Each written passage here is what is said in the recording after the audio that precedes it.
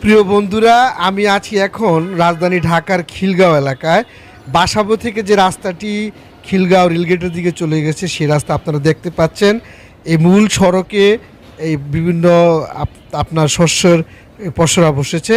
এখানে শাকসবজির পসরা, এটা হচ্ছে পেঁয়াজ পাতা। সুপ্রিয় দর্শক, আপনারা দেখছেন যে ভ্যান গাড়িতে দাঁড়িয়ে একজন এই যে পেঁয়াজ পাতা, বেগুন, তারপর ফুলকপি, পাতাকপি বিক্রি করছেন। এখন প্রায় সকাল 10:30টার মতো বাজে। সুপ্রিয় দর্শক, আমরা আরেকটু সামনে যাই।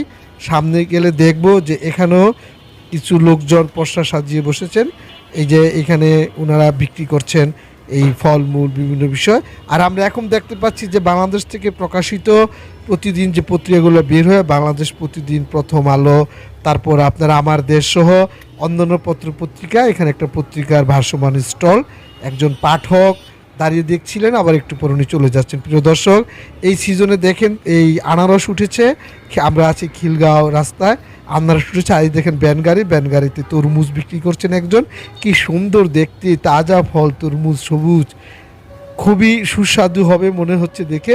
প্রিয় দর্শক, আমরা আরেকটু সামনে গেলে দেখবো ওটা হচ্ছে খিলগাঁও ব্রিজ। আর এখানে আরেকটি ফলের দোকান, ক্রেতারা দাঁড়িয়ে ফল কেনার জন্য দাম দর করছেন। আঙ্গুর দেখতে পাচ্ছি, আমরা দেখতে পাচ্ছি আপেল, মালটা সহ অনেক কিছু। তো প্রিয় দর্শক, ভালো থাকুন। শিকন নিউজের পক্ষ থেকে আপনারা সাথে থাকার জন্য অনেক অনেক ধন্যবাদ।